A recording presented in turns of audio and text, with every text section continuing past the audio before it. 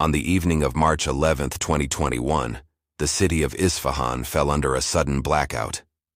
Deep within its industrial district, an explosion tore through an unmarked compound. Flames rose high, painting the desert skyline in violent, trembling orange light. Emergency sirens wailed across the city, their echoes tangled in confusion. Security forces sealed every street within minutes, forming cordons around the blast zone. Inside the compound, amid twisted steel and smoldering concrete, rescuers found what looked like a collapsed underground facility. Beneath the rubble lay a reinforced bunker, lined with lead and heat-resistant tiles. It was not an ordinary laboratory. On one scorched metal door, investigators discovered Persian script partially melted away. Project Simorg, restricted access. Inside that bunker, a body awaited discovery. When the dust settled, they found him slumped against a broken terminal. The face was half-burned, the hands clenched around a shattered flash drive. His ID tag read, Dr. Jawad Raza, nuclear physicist, Ministry of Defense Research Division, Classified Energy Systems. By dawn, his death was already whispered through encrypted channels in Tehran, Tel Aviv, and Langley. The Iranian media called it an industrial accident. But Western intelligence recognized the name instantly. Jawad Raza had been missing from every official roster for months. Satellite images reviewed by analysts showed no ordinary explosion. The heat signature revealed a shaped detonation, controlled, precise, engineered for assassination rather than chaos. Someone had infiltrated the most secure site in central Iran and vanished without leaving a single trace behind. Within 24 hours, the Iranian Revolutionary Guard surrounded Isfahan's outskirts. Communication lines were severed, journalists detained, and an emergency task force established under direct command of the Supreme National Security Council. What had begun as an accident now smelled like deliberate execution. Raza was no ordinary scientist. His expertise lay in the final stage of uranium compression, a process central to Iran's covert nuclear ambitions.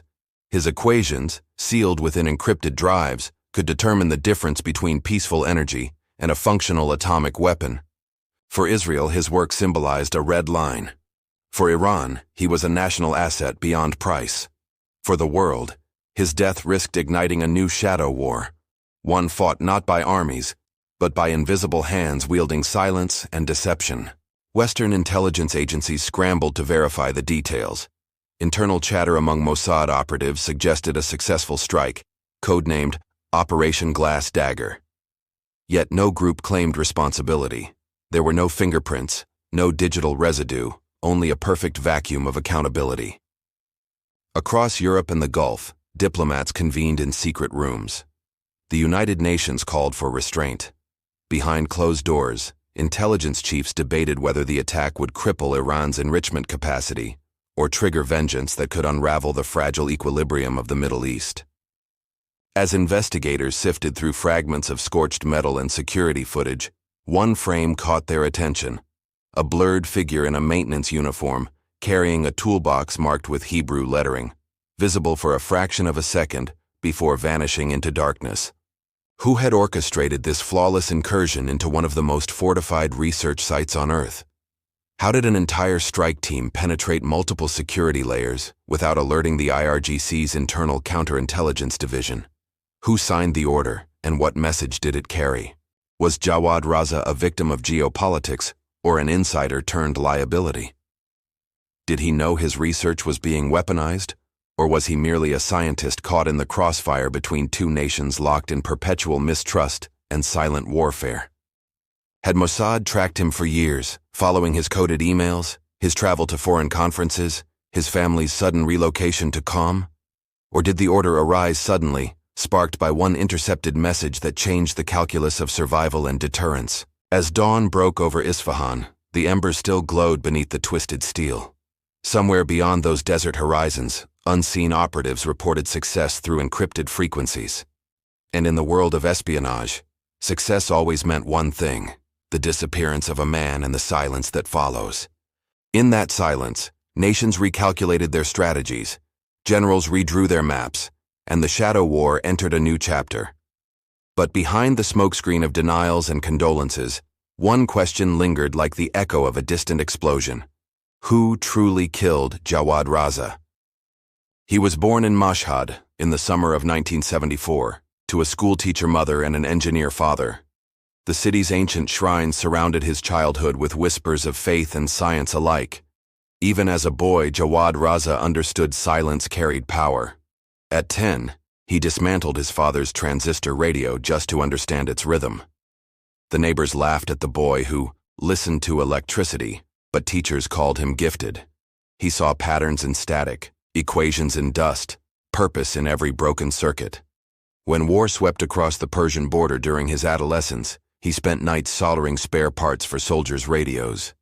He never held a rifle, but he learned that technology was a weapon, one that could shift wars without firing a single bullet. By the age of 17, he earned a place at Sharif University of Technology in Tehran. His professors described him as methodical, introverted, distant from politics. But behind his quiet demeanor, a sharp defiance stirred, shaped by the memory of bombings and national humiliation. He graduated with distinction in nuclear physics, earning state sponsorship for advanced research. His name appeared in obscure academic journals on plasma stability and neutron behavior. Yet even then, his curiosity leaned toward secrecy. Projects unlisted, experiments unsigned, colleagues unnamed. When the Ministry of Defense offered him a research post in Isfahan, he accepted without hesitation. The position came with clearance badges, guards at every gate, and questions one never asked aloud.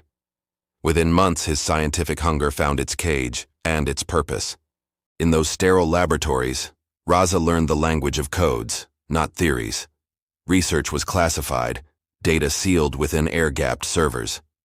He began to understand that the equations he solved were not for reactors powering cities, but for detonators guiding destiny. Outside work, he lived quietly.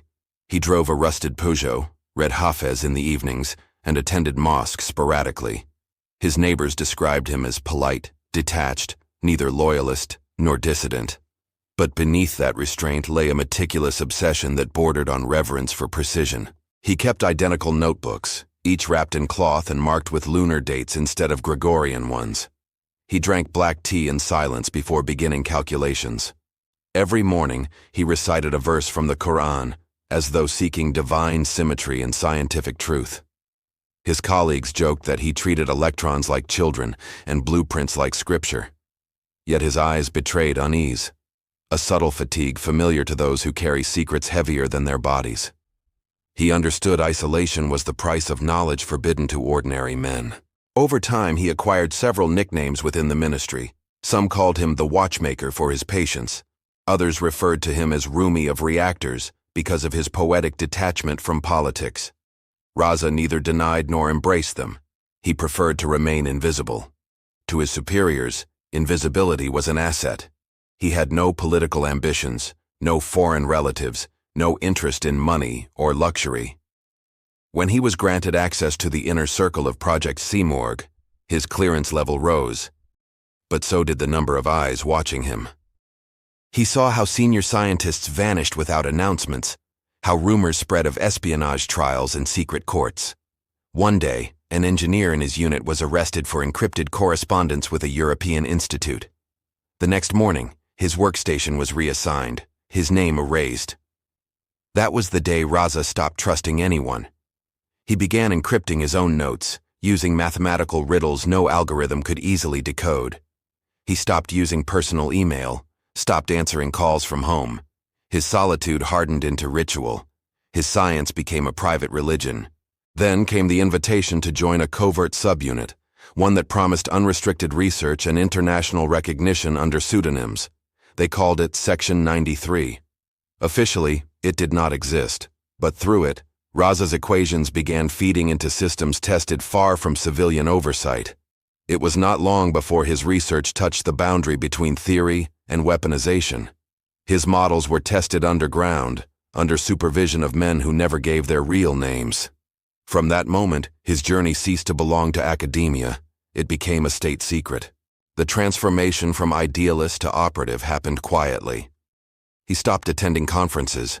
His papers ceased publication. His badge changed color. Behind closed doors, officials whispered that Dr. Raza was now indispensable, an architect of deterrence, the scientist who could make Iran untouchable. But there was another version whispered abroad. To foreign agencies, Jawad Raza was not a patriot, but a potential threat to regional stability. To them, he was the man who might one day perfect the mechanism of the unthinkable, a name to eliminate. And so, while Iran celebrated his progress in silence, others began to chart his movements, decode his communications, and build dossiers that would one day justify his execution. Every innovation he achieved brought him closer to greatness, and closer to death. By 2007, whispers of Iran's underground laboratories began circulating within international intelligence circles. Inspectors from the IAEA requested access to facilities outside Tehran, but the requests were delayed indefinitely. Inside Isfahan, Dr. Jawad Raza's team expanded beyond science into guarded, compartmentalized operations. Raza's first brush with secrecy occurred when a shipment of specialized centrifuge components disappeared en route from Russia. Iranian authorities claimed sabotage. Foreign intelligence called it interception. For Raza, it was the first tangible proof that unseen enemies were already watching his equations. In 2009, internal audits accused his department of misusing restricted isotopes. He was briefly detained, interrogated for 72 hours, and released without explanation. The incident hardened him. When he returned to work, his demeanor had changed from caution to quiet defiance. He began using encrypted communication systems built from repurposed research terminals, bypassing state firewalls. His messages were mathematical, encoded through prime sequences that concealed his meaning even from cyber analysts. He trusted no superior, signed nothing official, and learned to erase digital footprints meticulously. That same year, his subordinate, engineer Mahmoud Parisi, vanished after a night shift. Official reports claimed car accident. Colleagues whispered abduction. Raza found Parisi's laboratory notebook open on the desk, containing a single line written in hurried script. They read everything. After that discovery, Raza stored his personal notes inside the facility's radiation chamber, sealed behind biometric locks. His paranoia deepened. Some described him as erratic. Others saw a man protecting truths that exceeded his clearance. Either way, surveillance around him doubled silently. In 2010, cyberwar came to Iran disguised as code. The Stuxnet virus crippled centrifuges across Natanz, causing months of chaos. Raza's facility was spared, but he studied the virus obsessively. He called it a ghost made by engineers, a weapon crafted from invisible logic. To his superiors, his fascination was suspicious. To Raza, it was revelation. He began designing counter-algorithms capable of isolating cyber interference. Unbeknownst to him, the same algorithms later appeared in classified intercepts within Israeli intelligence archives. His work had already been stolen. In 2011, he was summoned to Tehran under allegations of information leakage. During interrogation, guards demanded he explain similarities between his models and Western cyber patterns. Raza maintained silence, invoking only science. For 3 days, he endured psychological pressure without yielding confession. Those interrogations left scars unseen but permanent. When released, he refused to speak of them. His colleagues noticed tremors in his hands, sleepless eyes, and a newfound fixation on surveillance cameras. He once muttered, "They are inside the walls," before walking away. Isolation became his armor. He moved into the compound's dormitory, rarely leaving Isfahan. When questioned about family, he replied vaguely, claiming distance ensured safety. His transformation was complete, no longer scientist nor civilian, but guardian of secrets buried beneath moral compromise. By 2013, he unofficially assumed leadership of Project Simorg, directing experiments in advanced nuclear compression. His name disappeared from academic directories entirely. Only internal codes, Subject 12, marked his authorship. Iran's nuclear ambitions now carried his fingerprints, invisible yet undeniable. It was around this time that Mossad's files began filling with his data. Photos from satellite drones, intercepted metadata, intercepted conference transcripts. Each operation, each breakthrough, appeared underlined with urgency. His survival depended on invisibility. His achievements made that impossible. When Iranian authorities purged several scientists after a series of assassinations, Raza survived, but the paranoia consumed him.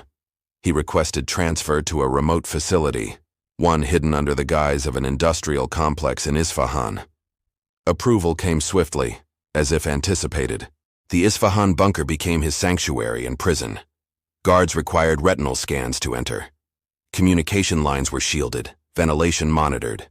The facility seemed impenetrable. Yet within those walls, Raza's curiosity continued to trespass boundaries that even his handlers feared to acknowledge. By 2016, the project shifted focus toward implosive symmetry systems, language foreign to diplomats but haunting to physicists. Raza's team tested materials designed to endure immense compression. Some called it research in clean energy. Others whispered it was the architecture of the future bomb. His movements narrowed to precise routines: morning prayers, laboratory calibrations, and 6-hour sessions of isolation within containment chambers. He avoided all visitors except 2 assistants. The security logs later showed his biometric access exceeded any other staff member's combined total. Then came the night an unmarked drone circled above Isfahan. Iranian radar recorded it for 7 seconds before signal loss. The ministry called it atmospheric interference. Raza, however, watched the footage repeatedly, whispering to himself, "They are counting seconds before entry." The months that followed saw him test experimental shielding designs, supposedly against radiation. But internal memos revealed they were for electronic interference. In truth, Raza was preparing defenses, not against Western bombs, but against digital ghosts capable of erasing existence. In late 2018, he received a warning through an encrypted message routed through Vienna. It read, "Your algorithms are not yours anymore." Investigators later traced the message to a compromised academic network, one that Mossad used for digital infiltration. He reported nothing. Instead, he began transferring data onto physical drives, storing them inside lid casings within the bunker's lowest chamber. He named that vault the Heart. Colleagues would later find its locks melted, its contents missing after his death. By 2019, his name surfaced on multiple Western threat assessments. Israeli intelligence classified him under Priority Alpha. American agencies listed him among 5 figures essential to Iran's enrichment strategy. The hunt was no longer theoretical, it was imminent. Meanwhile, Tehran celebrated internal advancements in nuclear research, projecting calm while reinforcing secrecy. Raza's existence was denied in every briefing. Yet behind coded cables, officials debated whether he had grown uncontrollable, a genius too paranoid to trust, too valuable to discard. Then, in late 2020, intercepted communications revealed a planned transfer of classified materials from Isfahan to Tehran. The courier, unknown to Raza, was an Israeli asset. That transfer triggered a decision at the highest level within Mossad. Termination authorization granted. The plan required months of mapping his schedule, observing his habits, predicting his reactions. Mossad's unit Caesarea designed the operation, integrating cyber sabotage, human infiltration, and mechanical precision. The operation's code name: Glass Dagger, an invisible strike that left no trace. As winter approached, satellites recorded Raza's final movements. Long nights alone in his laboratory, increased activity in the bunker's inner corridor, and repeated communication attempts blocked by Iranian firewalls. The storm was building silently beneath his feet. He sensed it.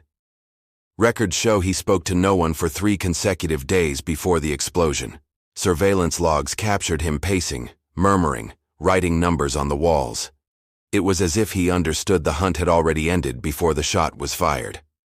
By early 2020, Jawad Raza's research had crossed into territories that frightened even those funding him. Within Iran's intelligence hierarchy, debates erupted. Some argued he was the nation's greatest weapon. Others feared he had become an uncontrollable liability, known to too many enemies abroad. When a confidential memo from the Atomic Energy Organization leaked, naming Dr. JR as a lead on compression dynamics, The world's most secretive agencies took notice. In Tel Aviv, a red folder appeared on a polished oak table within Mossad headquarters. Inside that folder were satellite stills, intercepted calls, and psychological profiles.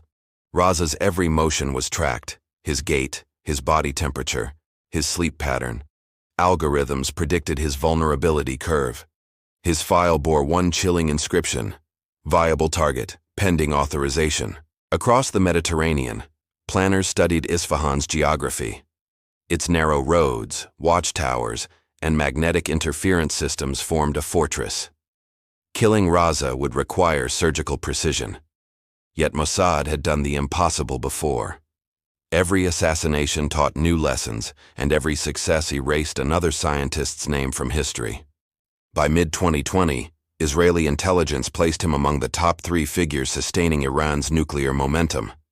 Internal documents warned that eliminating him would trigger retaliation. But the counter-argument prevailed. If left alive, Raza's breakthroughs could shift the entire balance of deterrence. The decision was finalized under Directive 82 Delta. The operation was assigned to Kedon, Mossad's elite assassination unit. Commanders selected assets fluent in Farsi, trained in sabotage, and invisible to biometric detection. Preparations began beneath the veil of diplomatic chaos and pandemic distraction. Iran's own security apparatus sensed movement, but failed to pinpoint the threat. They increased escorts, rotated guards, and restricted Raza's communication further. Yet protection often creates confinement, and confinement breeds predictability. Predictability was precisely what Mossad required. The first assassination attempt occurred in October 2020, weeks before the final strike. A courier vehicle carrying laboratory samples detonated near the Isfahan complex. The explosion missed Raza by minutes, killing 2 guards. Iranian authorities declared it sabotage but concealed his identity from reports. Raza, shaken, requested full isolation in the underground facility. His demand was granted. He told his colleagues, "No one must come here unless summoned." Surveillance footage captured his eyes darting to shadows, expecting bullets that never came. He was already living under siege. Days later, his assistant discovered the word Raza etched faintly on the windshield of his Peugeot, visible only under ultraviolet light.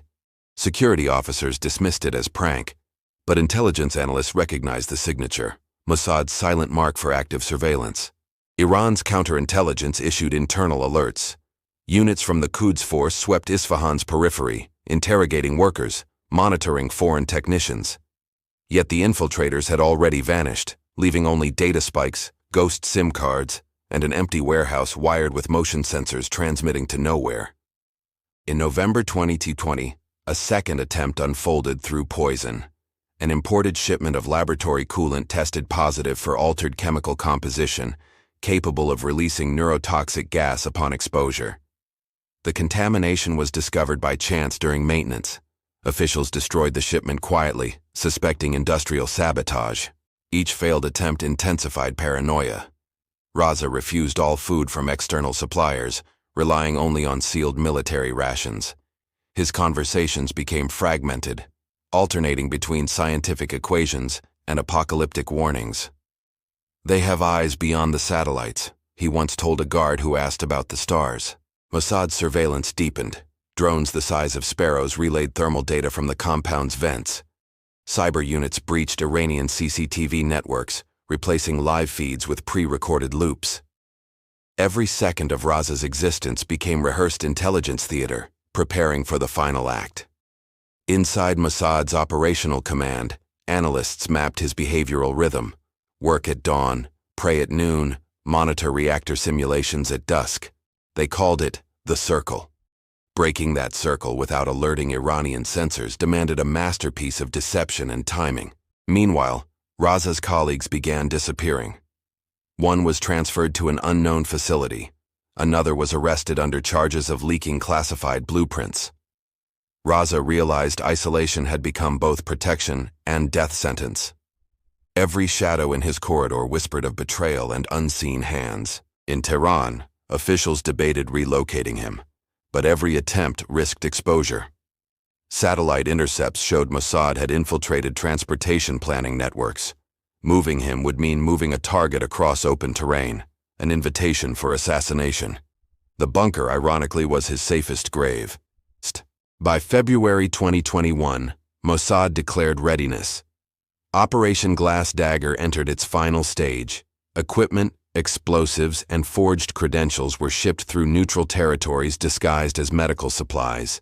Agents used pandemic restrictions as camouflage, slipping through diplomatic routes under humanitarian cover. Still, within Iran, rumors of infiltration spread. Anonymous pamphlets appeared near Isfahan's marketplaces, warning scientists of foreign plots. One line stood out in blood-red ink. "Every atom you split brings death closer." Security forces dismissed them as psychological warfare. Raza read them quietly. The night before his death, he contacted his former mentor in Tehran through a scrambled line. The conversation lasted 70 seconds. He said, "If I vanish, tell them I finished the formula." Those words would later haunt investigators who never found the formula. At 03:18 a.m., March 11, 2021, Isfahan's surveillance grid briefly flickered. Power circuits overloaded for 13 seconds, a digital eclipse. By dawn, smoke rose from the bunker. The silence that followed was not peace, but erasure. Operation Glass Dagger had succeeded. In the weeks that followed, Iranian officials held emergency meetings, replacing guards, purging staff, censoring rumors. But the conclusion was inescapable. The strike had bypassed their defenses completely. Raza's body, charred and unrecognizable, symbolized a failure far greater than any single assassination. His death marked the end of secrecy. Intelligence networks erupted in analysis. Diplomats spoke in veiled warnings. The assassination confirmed a truth whispered since the 1980s. No fortress was beyond reach, and no scientist, no matter how vital, was beyond elimination. In those aftermath weeks, whispers within Mossad celebrated precision, yet feared the precedent. Killing a mind like Raza's did not merely halt progress, it rewrote deterrent strategy itself. Israel had drawn another invisible line, and once again, the world pretended not to see. Beyond headlines, his death marked inevitability. The shadow war was self-perpetuating. Every victory seeded new vengeance. Somewhere in the silence of Isfahan, amid twisted steel and ash, an equation remained unsolved. Proof that genius and paranoia often share the same grave. In the years preceding Jawad Raza's death, the Middle East simmered beneath decades of invisible war. Every treaty concealed betrayal. Every handshake hid contingency. Beneath diplomatic smiles, nations built arsenals in silence, fueled by memories of sanctions, invasions, and half-forgotten betrayals from the previous century. Iran's nuclear ambitions were never solely scientific. They were forged in humiliation, born from the memory of imposed wars and denied sovereignty. Each centrifuge represented defiance, each isotope a declaration that Iran would never again be dictated to by foreign powers. Israel viewed those ambitions through existential lenses. For Tel Aviv, an Iranian bomb was not a threat. It was annihilation waiting to happen. Survival demanded preemption, and preemption required intelligence sharper than diplomacy, deadlier than conventional warfare. Mossad was that weapon. Between 2005 and 2020, the region became a chessboard of covert strikes. Cyberviruses crippled nuclear programs, convoys exploded mysteriously, and scientists disappeared. Yet behind each operation lay political equations, balancing deterrence, denial, and plausible deniability. Raza's elimination would fit perfectly within that long arithmetic of shadows. Meanwhile, the United States played dual roles, public mediator and silent enabler. Officially condemning assassinations, it nonetheless shared intelligence fragments with Israel, feeding the machinery of precision. Russia and China condemned the killings, but privately traded data for leverage in diplomatic negotiations. The broader conflict was not between nations alone, but between philosophies of power. Iran saw resistance as survival. Israel saw survival as justification. In that paradox, science became politics, and physicists became soldiers of an invisible front without medals or flags. As Iran expanded influence across Iraq, Syria, and Lebanon, Mossad responded with invisible blades. Drone strikes, cyber intrusions, and psychological warfare became routine instruments. For every missile launched by militias, another scientist vanished into anonymity or flame. The war was mathematical symmetry. The international community watched with selective blindness. Sanctions were renewed, resolutions debated, but silence reigned where truth was inconvenient. The global order depended on maintaining illusions of peace, control, and justice, while secret agencies rewrote borders and coded operations in unmarked graves.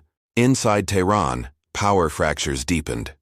Reformists sought negotiation. Hardliners demanded retaliation. Yet both factions needed men like Raza, intelligent, obedient, and uncorrupted by ideology. His disappearance fractured that fragile balance, forcing Iran's leadership to confront its own reliance on secrecy and fear. In Jerusalem, analysts celebrated success but worried about blowback. Iran's retaliation could manifest anywhere, from cyber grids in Haifa to embassies in Europe. Mossad's director issued a simple directive: erase the fingerprints. Official denials followed, polished and precise as if rehearsed for decades. Across Europe, intelligence services aligned quietly. France and Germany demanded restraint publicly while exchanging surveillance data privately. The United Kingdom, long allied with Israel's Covert network, deployed monitoring units in Cyprus, tracking Iranian operatives planning retaliation. The espionage ecosystem thrived under diplomatic hypocrisy. For the Gulf monarchies, Raza's death offered opportunity. Saudi Arabia and the Emirates viewed it as containment, a blow that weakened Tehran's regional influence. Their embassies issued condolences. Their intelligence units toasted silently to a rival's wound inflicted without open warfare. Yet not all celebrated. Within Iran's scientific circles, panic spread like contagion. Laboratories reinforced protocols, restricted travel, and erased online footprints. Every researcher saw Raza's death as prophecy, a warning that brilliance in service of power invited a fatal gaze from foreign eyes. Beyond regional politics, global powers recalibrated. Washington viewed the incident as both victory and liability. Moscow called it escalation, disguised as precision. Beijing condemned the act, while calculating trade advantages from a distracted Middle East. In geopolitics, outrage always carried a hidden transaction. To the general public, Raza's name barely existed. State media buried the story beneath economic reports. Western outlets speculated briefly before moving on. But within classified archives, his dossier thickened, annotated, translated, shared, studied as another chapter in the War of Assassins. His significance extended beyond one nation's ambition. He embodied the convergence of intellect and ideology, where discovery becomes danger. To Israel, he was the unseen architect of annihilation. To Iran, the martyr of progress.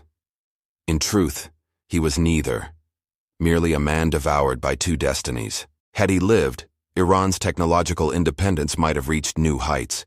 His compression systems could have redefined energy efficiency or weapon stability. His disappearance ensured neither outcome, proving that in espionage, the destruction of knowledge is sometimes more valuable than its possession. Mossad's internal review called Operation Glass Dagger a strategic neutralization. Tehran called it terrorism. But both understood its deeper message.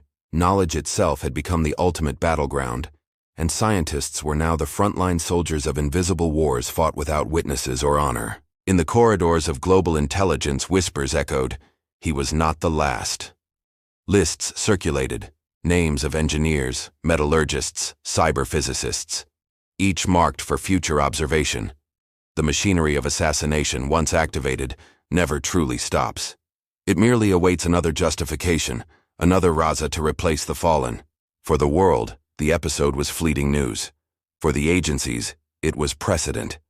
Espionage had matured into precision bureaucracy, sterile, justified, efficient. Raza's death was both a message and a rehearsal. The shadows had learned to operate under the spotlight of modern scrutiny. In January 2021, a commercial flight from Athens landed quietly in Dubai. Among the passengers was a man carrying forged Turkish identification under the name Yusuf Karahan. Airport footage showed nothing unusual, just another traveler. In truth, he was Mossad operative Eliav Shor, codename Falcon. Shor's mission was logistical reconnaissance. His team numbered 6, 2 women, 4 men, each fluent in Farsi, each bearing multiple aliases. They entered Iran through staggered flights and forged documents, posing as medical technicians, engineers, and humanitarian coordinators amid pandemic chaos. Their entry points stretched across Kish Island, Doha, and Tbilisi, converging toward Isfahan. The route was meticulously designed to fragment detection. No operative knew the full plan. Only headquarters in Tel Aviv, operating under Unit Caesarea, oversaw the coordination through quantum-encrypted channels. Shor's team's initial base was a rented warehouse in Isfahan's District 8, disguised as an air conditioning repair firm. Beneath crates of copper tubing, they hid custom microdrones, thermal masks, and weapon components shipped under the guise of agricultural parts. Each operative carried a cyanide capsule embedded in a dental crown. They were forbidden to use local currency or digital communication. All financial logistics flowed through anonymous cryptocurrency wallets managed by an offshore network in Cyprus, disconnected from traceable intelligence chains. By mid-February, Mossad's analysts finalized target mapping. Raza's daily schedule was reconstructed minute by minute. His morning rituals, prayer intervals, laboratory shifts, all compiled into what agents called the rhythm. Knowing the rhythm meant owning his final seconds. Inside their rented warehouse, the team rehearsed escape routes repeatedly. They mapped alleyways, timing how long it took to vanish between camera blind spots. Every misstep during rehearsal equaled a potential death in the field. Precision replaced courage. Predictability replaced improvisation. Raza's bunker, located under an industrial site labeled Facility 204, was a fortress. Entry required layered authentication, facial recognition, palm scan, voice imprint. Mossad's technical division devised countermeasures. One device replicated biometric patterns using captured radio frequencies from intercepted internal communications. To breach the compound undetected, the team needed to manipulate the city's electrical grid. For that, an embedded cyber operative in Baku, codename Lyric, executed a coordinated blackout simulation, masking electromagnetic spikes that would otherwise expose incoming sabotage. While analysts orchestrated remotely, operatives on the ground studied local habits. They observed guard rotations, meal deliveries, waste collection trucks, and shift handovers. Mossad favored patience. Operations of this complexity unfolded like symphonies, every movement rehearsed until execution seemed effortless. The first tangible progress occurred when they bribed an Iranian subcontractor supplying oxygen filters to the facility. He never knew who he worked for. Through him, Mossad inserted a tracking device disguised as a calibration chip inside the bunker's ventilation console. The chip transmitted thermal and atmospheric data, creating a three-dimensional model of the interior. Every corridor, terminal, and chamber was mapped. Even Raza's workstation appeared as a glowing node on Israeli screens. One man illuminated inside a labyrinth of secrets. As final preparations began, Mossad's logistics cell smuggled compact explosives across the border from Azerbaijan. Each charge contained RDX, shaped for directional focus. The explosives were embedded inside metallic canisters labeled refrigerant units. None exceeded the size of a standard briefcase. Each briefcase bore a concealed fingerprint detonator programmed to respond only to operative Shor's pulse. The plan demanded absolute synchronization. Detonation inside the lower corridor precisely 6 minutes after infiltration. Failure to maintain sequence would compromise the entire mission and erase the team. The team's designated infiltration point was a maintenance tunnel beneath Kuye Rahahan Street. Satellite imaging revealed it connected indirectly to Facility 204's waste ducts. Through that route, Mossad could bypass primary checkpoints and emerge within 50 meters of Raza's laboratory. Inside the warehouse, the agents assembled modular breathing gear and thermal suits. Their equipment was lightweight, colorless under infrared. They carried no firearms, only mechanical silencers, toxin injectors, and EMP grenades designed to mimic electrical faults rather than warfare. In Tel Aviv, the operation was monitored under the codename Glass Dagger. The phrase symbolized fragility disguised as strength, precision without spectacle. Its final authorization came directly from Mossad's director after consultation with Prime Minister's Security Council. No documentation was permitted. Orders were oral only. On March 9th, the operatives checked into two Isfahan hotels, Hotel Safir and Kausar International, under separate identities. Their cover stories were impeccable, complete with tax records and professional credentials. Surveillance from Iranian intelligence detected nothing unusual. Even their biometric profiles appeared legitimate.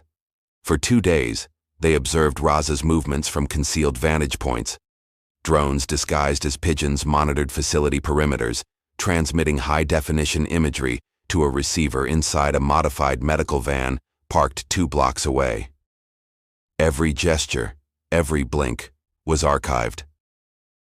Inside Mossad's nerve center in Herzliya, analysts watched live feeds projected across a blacked-out room.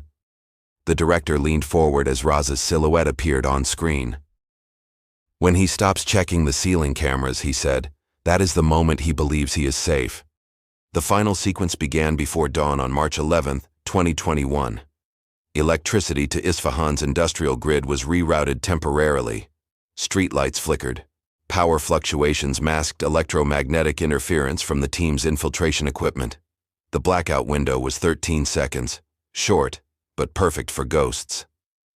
Shore led the entry team through the tunnel. The air was humid and foul. Every movement echoed faintly. Infrared goggles illuminated rusted walls dripping condensation. They advanced silently until the terminal gate appeared, a reinforced panel sealed by electromagnetic locks. Using a compact device the size of a book, Shore decrypted the gate's current signature. The mechanism hissed softly, disengaging its magnetic hold. The door slid open.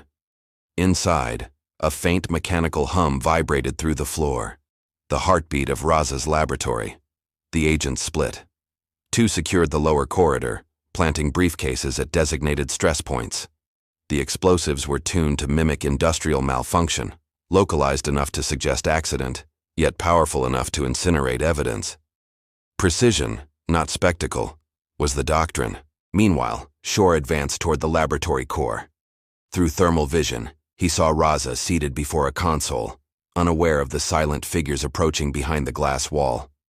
The scientist appeared exhausted, muttering equations. His face reflected blue light from the monitor. In Tel Aviv, Mission Control confirmed positioning. The director's voice came through encrypted earpiece. Begin sequence. Shore pressed his pulse trigger. The timer began. 360 seconds. The operation's rhythm mirrored Raza's. Calculated, relentless, unbroken. Then came interruption. A security drone pivoted unexpectedly, scanning the corridor. The agents froze. Its red lens lingered, analyzing motion. A silent countdown unfolded. At last, interference from the blackout signal disrupted its sensors. The drone powered down. Fate held its breath. At 03:17:40 a.m., the first explosion tore through the lower chamber, sending a shockwave of pressurized gas upward. The heat signature registered on American satellites as a localized reactor breach. Inside, flames erupted in symmetrical arcs, perfect engineering disguised as chaos. Raza stood, startled. For seconds, confusion overtook reason. He reached for the terminal, perhaps to initiate emergency shutdown. Before he could act, the second charge ignited. Inside his chamber, the detonation vaporized steel, ruptured cables, and ended one of Iran's most secretive mines. Outside, Shore's team exfiltrated through the maintenance tunnel, their suits covered in dust. Behind them, alarms wailed. Within 90 seconds, the facility entered lockdown. Guards flooded corridors already collapsing under heat. By the time they reached Raza's chamber, only smoke remained. The operatives surfaced in the outskirts of Isfahan, boarded a nondescript van, and drove toward the highway. Within hours, they dispersed, 2 toward Shiraz, 1 toward Tabriz, others vanishing into civilian traffic. Their digital footprints dissolved simultaneously through programmed data purges. At dawn, the team crossed the border into Azerbaijan through concealed checkpoints. Local assets provided safe houses, medical checks, and transport documents. Within 24 hours, they re-entered Europe via Istanbul, Their identities reverted to cover personas. Operation Glass Dagger had ended with surgical silence. Back in Isfahan, Iranian investigators confronted an unthinkable scene. No intrusion alarms, no surveillance footage beyond static. They found Raza's remains amid molten metal, his flash drive shattered but intact enough to suggest tampering. The official narrative called it a laboratory malfunction. In Mossad headquarters, celebration was subdued. Success carried weight.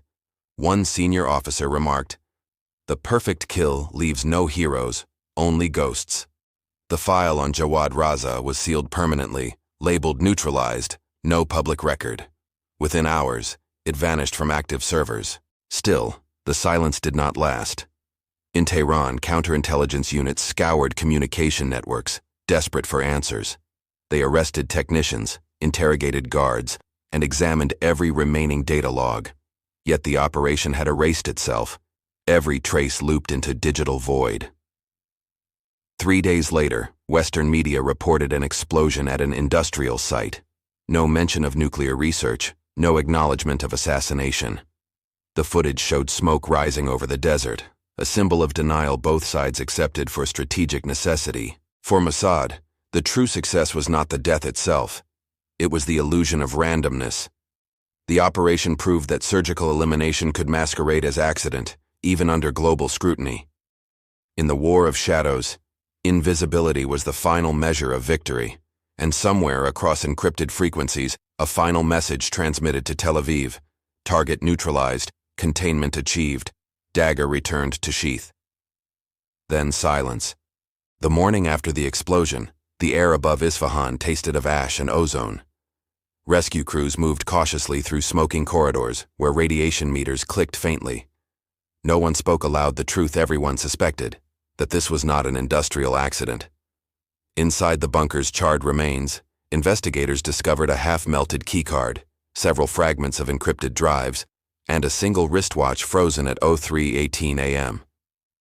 Beneath twisted beams lay what was identified through DNA sampling as Dr. Jawad Raza. His eyes were gone. News of the disaster reached Tehran before sunrise. State television aired brief footage of emergency vehicles, announcing a minor facility malfunction. But among intelligence elites, panic spread. Secure lines buzzed with disbelief. How could Mossad infiltrate the most secure research site in Iran? Autopsy teams worked under military supervision. Doctors in protective suits cataloged every wound, measuring burns with forensic precision. They noted traces of RDX residue inside tissue samples, an explosive compound rarely used in domestic industries.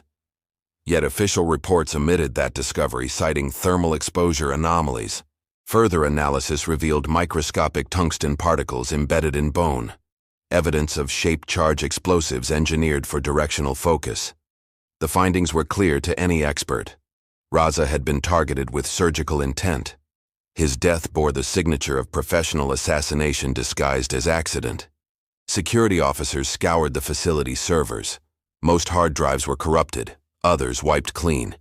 The only recoverable data contained meaningless fragments, mathematical sequences repeating endlessly.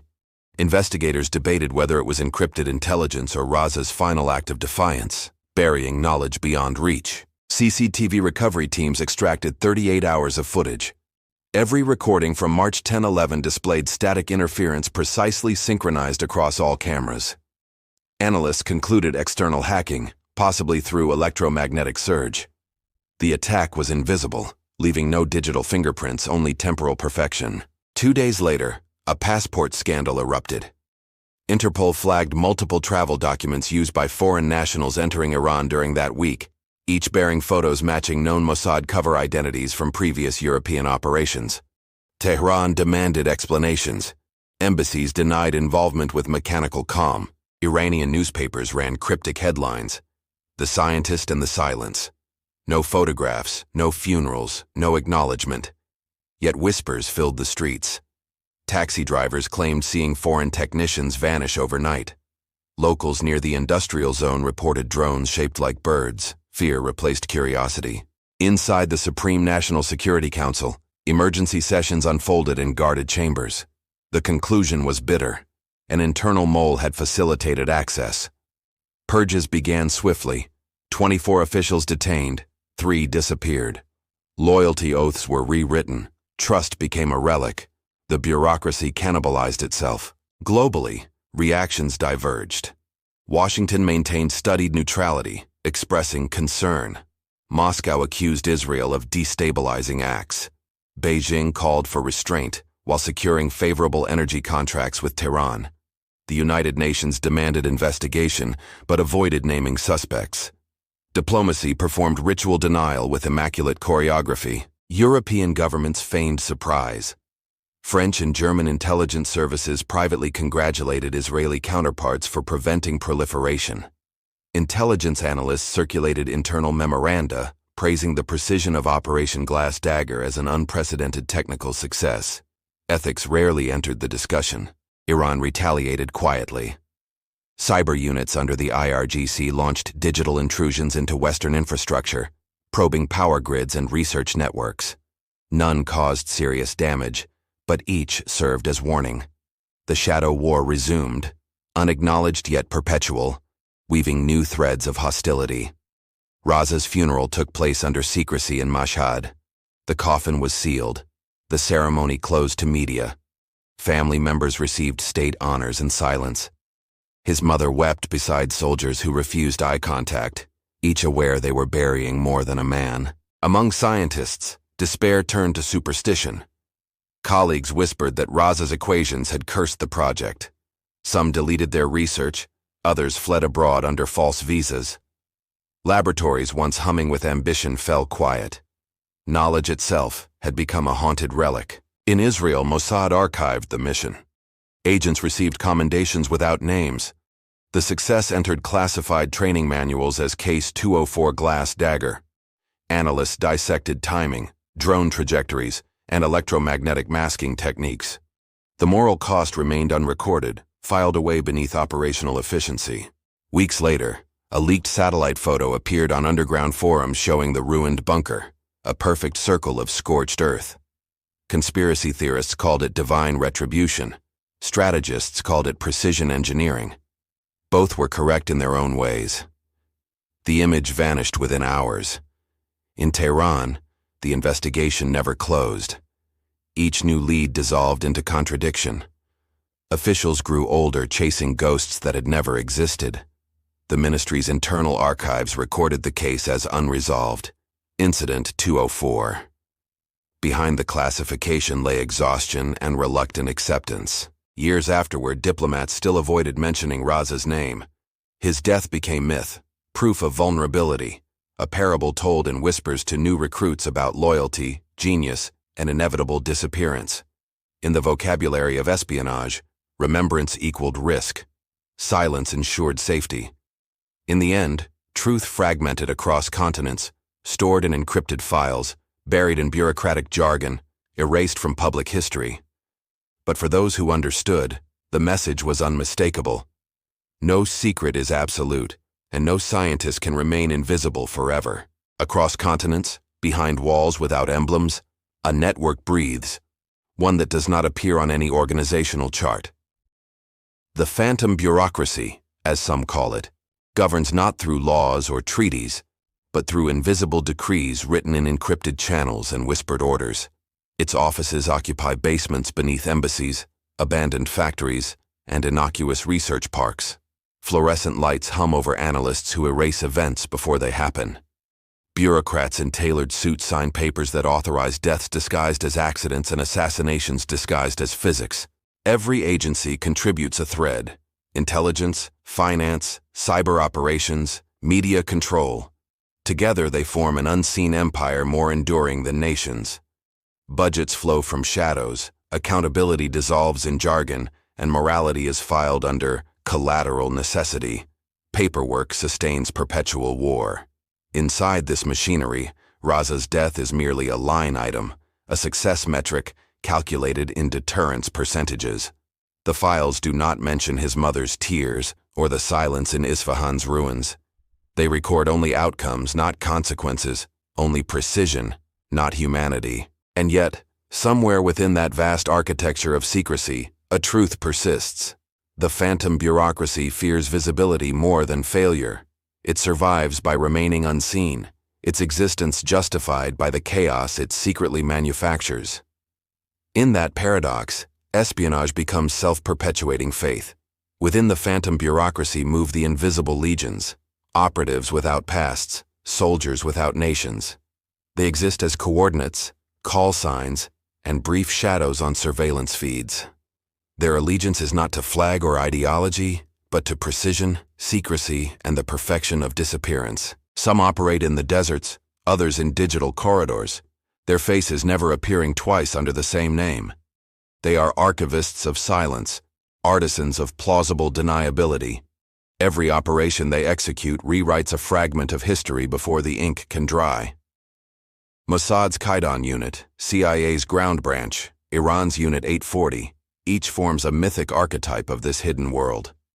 Legends circulate among them, kills accomplished with coded smiles, messages carved into dead networks, disappearances timed to the second. No myth remains unverifiable. Their existence is denied publicly, celebrated privately, recorded only in briefings sealed by generations of handlers. They embody the machinery of control refined to ritual. In their hands, assassination is not crime, it is calibration. And in their silence, empires whisper, justification. Before Jawad Raza, there were others, ghosts scattered across decades of hidden wars. Each mission whispered into the next, each success birthing another secret. These echoes linger in archives labeled historic operations, though their outcomes still pulse beneath modern geopolitics. In 1978, a hotel room in Paris witnessed silence when Mossad agents suffocated an Iranian defector carrying blueprints for uranium calibration. The world learned nothing. Newspapers printed a fire story. Only an unmarked grave in Montparnasse remembers that equation unfinished. In 1992, a Syrian metallurgist vanished from a train between Vienna and Budapest. His disappearance coincided precisely with Israel's acquisition of certain centrifuge schematics. Officials denied correlation. The truth existed only within encrypted cables archived under numerical ghosts. In 2010, Tehran streets glimmered briefly when magnet bombs attached to car doors claimed 4 scientists in daylight. The assassins escaped on motorcycles, vanishing before sirens reached them. Crowds saw smoke, not politics. For Mossad, it was choreography perfected through repetition. Each mission leaves residue, unexplained anomalies, gaps in official time, unclaimed deaths. Together they form an unbroken lineage of precision, stretching from Cold War corridors to modern data centers. Raza's elimination was not anomaly but inheritance, continuation of an algorithm written in blood. In boardrooms draped with flags and polished restraint, the gods behind the curtain speak softly. They authorize death through euphemisms, containment, neutralization, strategic stability. Their signatures carry no ink, only consequence. They believe control justifies every silence left behind. Yet power corrodes even omniscience. These leaders, hidden within fortified chambers, become prisoners of their own illusions. They worship data, not truth. Outcomes, not ethics. And when their creations devour them, the cycle continues. New gods ascending over ashes, pretending the machinery serves something greater than itself. The funeral took place under rain heavy as lead. Soldiers lined the streets of Mossad, their faces hidden beneath masks and resolve. The casket bore no insignia, only the flag folded twice, symbolic, silent, meaningless. No cameras were permitted, only whispers remained. Inside the mosque, a cleric read verses about martyrs and destiny. Officials watched with practiced grief, their expressions carved from stone. They spoke of sacrifice, not sabotage, of devotion rather than loss. In Iran, even mourning was scripted beneath the weight of secrecy. Raza's family stood apart, surrounded by agents disguised as mourners. His mother clutched an envelope marked with the state seal: compensation, condolence, containment. His father stared at the floor, perhaps realizing the nation that praised his son had also imprisoned him. In Tehran, newspapers published a single-column obituary omitting details of his career. The photograph showed a younger man, smiling faintly, unaware of the machinery that would one day erase him. To the state, he became a symbol. To the world, a ghost. Internationally, the funeral passed unnoticed. Diplomats issued sterile condolences while intelligence networks exchanged silent acknowledgments. Mossad closed the case permanently. Washington marked it as deconflicted. Moscow filed it under regional volatility. Every power benefited slightly. Every conscience remained untouched. Months later, Iranian security continued arrests linked to the Isfahan breach. Laboratories were relocated, surveillance expanded, and internal dissent crushed. The regime learned from the wound, building thicker walls, sharper sensors, and colder trust. Yet no defense can cure paranoia once it blooms. In Israel, briefings turned into lessons. The operation became template, precision over spectacle, absence over attribution. Recruits studied Raza's fate as engineering achievement, never tragedy. They called it deterrence, but beneath their confidence lay fear of inevitable reciprocation. Historians debated whether Raza's death slowed Iran's ambitions. Some claimed it delayed enrichment by years. Others argued it only deepened obsession. What none disputed was the message. Knowledge could be punished as treason if it existed on the wrong side of ideology. A decade later, fragments of his work resurfaced on black market data drives traded through Eastern Europe. None could verify authenticity, yet governments paid fortunes to retrieve them. Even dead, Raza's intellect haunted corridors of power that once sought to erase him. Somewhere within Mossad's archives lies a single line added posthumously to his file. Operation achieved full objective, residual intelligence value ongoing. In bureaucracy, that phrasing equals eternity. In morality, it equals damnation, a proof that success often leaves humanity unmeasured. In the end, Jawad Raza's death changed little in the grand scheme of geopolitics. But what it revealed was a hidden world, one where governments sanction killers, and where the truth remains buried in the shadows. The silence endures longer than justice ever could.